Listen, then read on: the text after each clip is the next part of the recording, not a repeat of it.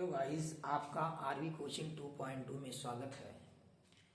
आज हम इस वीडियो में आपको द्विघात समीकरण के मूल याद करना, आज का जो हमारा टॉपिक रहेगा वो हमारा टॉपिक है कि द्विघात समीकरण का मूल यानी द्विघात समीकरण का मूल किस प्रकार से ज्ञात किया जाता। आज हम इस वीडियो में बहुत अच्छी तरीके से सीखेंगे, इतनी अच्छी तरीके से सीखेंगे कि फिर दोबारा आपको जो है द्विघात समीकरण के मूल ज्ञात करने में कोई प्रॉब्लम नहीं होगी।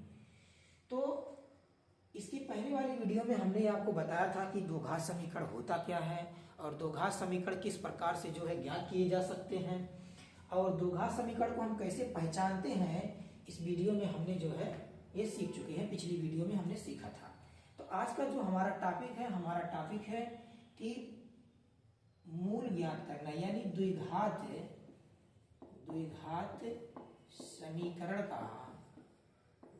समीकरण का मूल ज्ञात करना।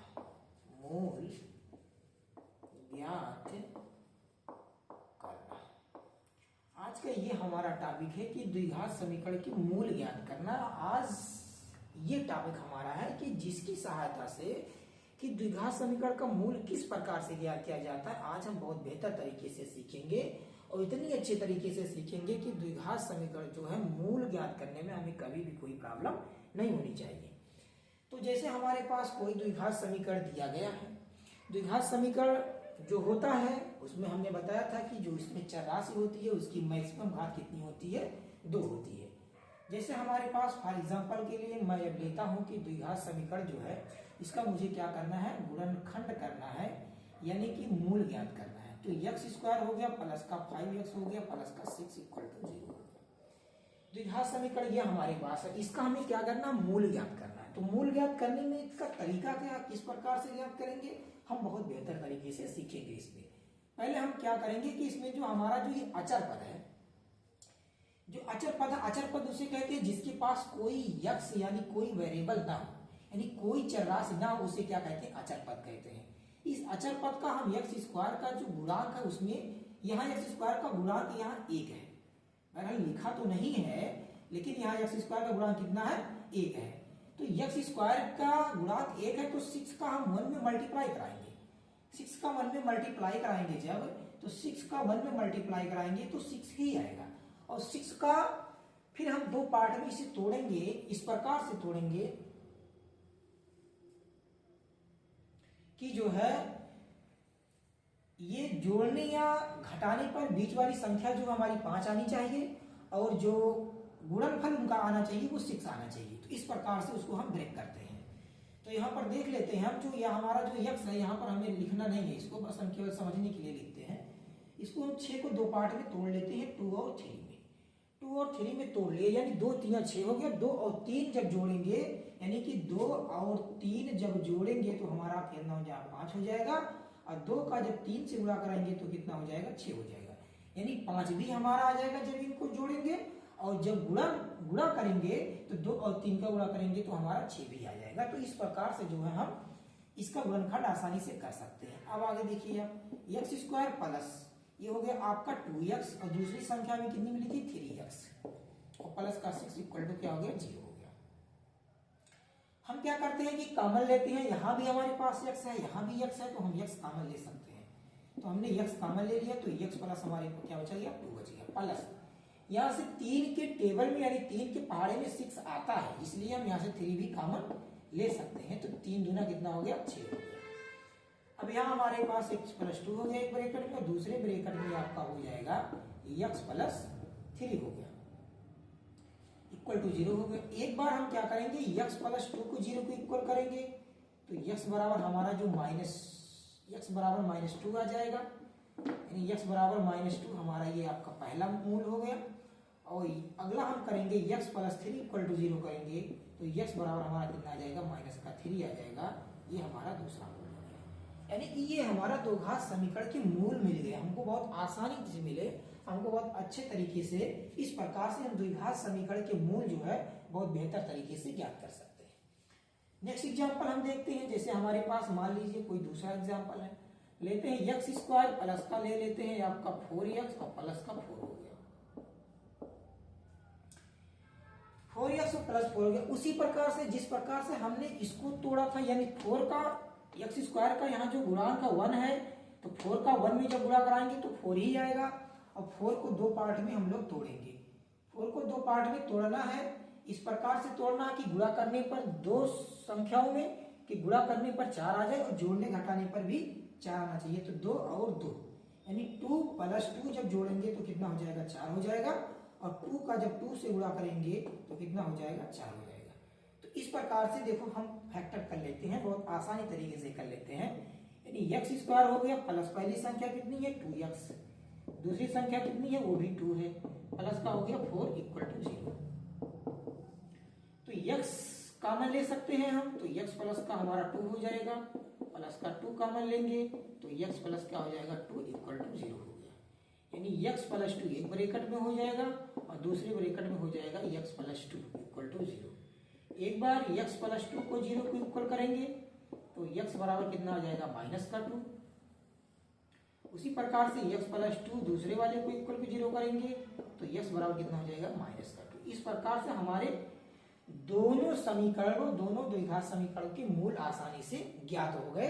इसी प्रकार से हम बहुत इजी मेथड से, यानी बहुत आसान तरीके से हम जो है द्विघात समीकरण के मूल को आसानी से ज्ञात कर सकते हैं।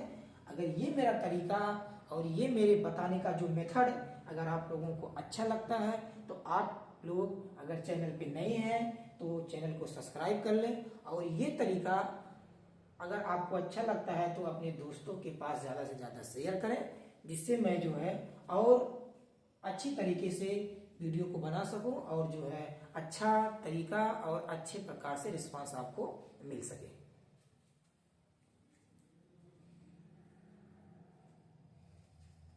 इसी प्रकार से हम नेक्स्ट एग्जांपल देखते हैं।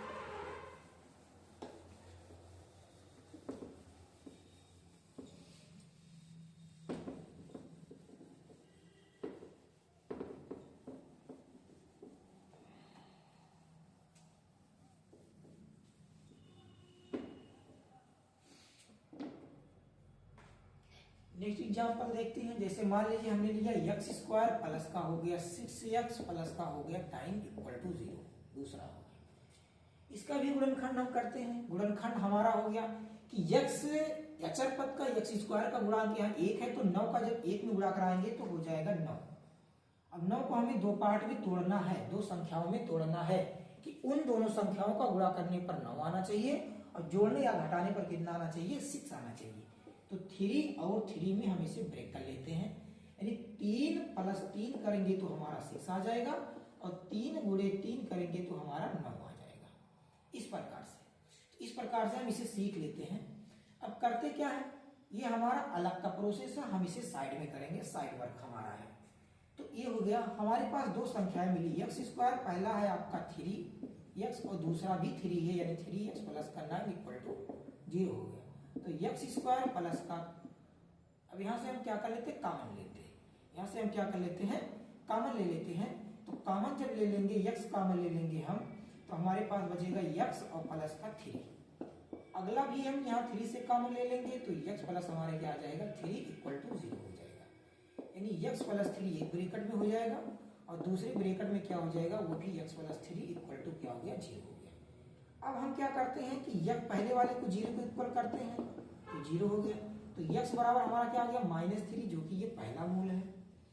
अगला करेंगे x प्लस 3 इक्वल टू 0 करेंगे तो x बराबर भी कितना आएगा -3, ये हमारा क्या है, दूसरा मूल है। इस प्रकार से हम द्विघात समीकरण के मूल को बहुत आसानी तरीके से, बहुत अच्छे तरीके से जो है ज्ञात कर सकते हैं। नेक्स्ट एग्जांपल देखते हैं हम। इसी में मान लीजिए हमारे पास एक्स स्क्वायर प्लस का आपका है 9x प्लस का है 20 इक्वल टू 0, यानी कि 20 का एक्स स्क्वायर का गुणांक 1 है तो 20 का 1 में गुणा कराएंगे तो 20 ही आएगा। 20 को हम दो पार्ट में तोड़ते हैं, 20 को हम दो पार्ट में तोड़ेंगे। तो अगर हम तोड़ते हैं, जैसे मान लीजिए 4 और 5, 4 5 20 हो जाएगा। 4 प्लस 5 जब ऐड करेंगे तो 9 आ जाएगा और 4 गुणे 5 करेंगे तो हमारा कितना आ जाएगा, 20 आ जाएगा। यानी इस प्रकार से जो है हम इसका फैक्टर कर सकते हैं। तो हमारा हो जाएगा एक्स स्क्वायर प्लस का आपका हो गया कितना 4x प्लस का अगला हो गया 5x प्लस का 20 इक्वल टू 0। तो यहाँ से हम कॉमन ले लेते हैं x, तो x प्लस 4 हो गया। अगला हो जाएगा हम 5 कॉमन ले लेंगे, तो x प्लस कितना हो जाएगा 4 इक्वल टू कितना हो जाएगा 0। तो यहाँ से x प्लस 4 एक ब्रैकेट में हो जाएगा और दूसरा हो जाएगा हमारा x प्लस 5 इक्वल टू 0 हो जाएगा। तो एक बार हम x प्लस 4 को 0 को इक्वल करते हैं तो x बराबर हमारा कितना आ जाएगा माइनस का 4 आ जाएगा, ये हमारा पहला मूल है। और दूसरा क्या करते हैं x प्लस 5 इक्वल टू 0 करते हैं तो दूसरा हमारा x बराबर माइनस 5 आ जाएगा। इस प्रकार से हमारा ये दोनों समीकरणों के दोनों मूल जो है ज्ञात हो चुके हैं। तो ये मूल ज्ञात करने का, द्विघात समीकरण के मूल ज्ञात करने का ये बहुत आसान तरीका है, बहुत इजी मेथड है। और ये मेथड अगर आप लोगों को समझ में आ रहा है, मेरा बताया हुआ तरीका अगर आपको बेहतर लग रहा है तो बेहतर लगेगा भी, इससे इजी तरीका और कोई नहीं हो सकता। ये मैं बहुत आप लोगों को बहुत अच्छे तरीके से बताया हूँ। अगर ये मेरा वीडियो आप लोगों को अच्छी से समझ में आ रही है तो इस वीडियो को आप ज़्यादा से ज़्यादा अपने दोस्तों तक शेयर करिए, ज़्यादा से ज़्यादा लोग इसे जान पाएँ और आसान तरीके से गुणनखंड करना जो है सीख जाएं। और अगर आप चैनल पे नए हैं तो चैनल को सब्सक्राइब कर लीजिए। Thank you.